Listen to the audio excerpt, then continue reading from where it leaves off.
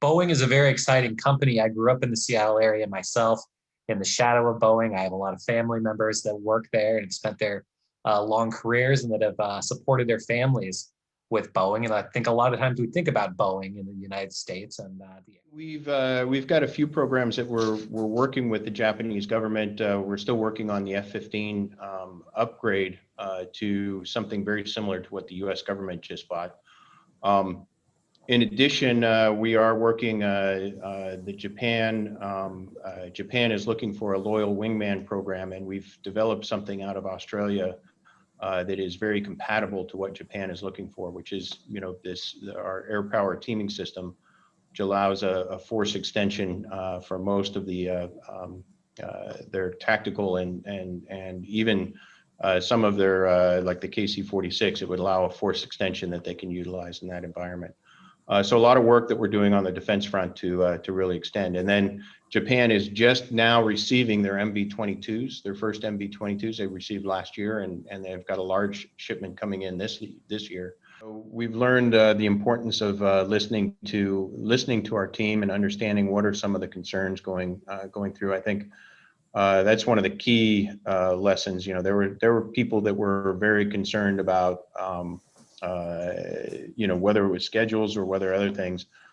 I also think that we'll continue to look at how we make the flight deck environment safer and help protect the customers and help ensure that the pilots are aware. I think we've got a large focus on pilot training that's going on right now, and looking at helping to ensure that the flying fleets around the world operate safely.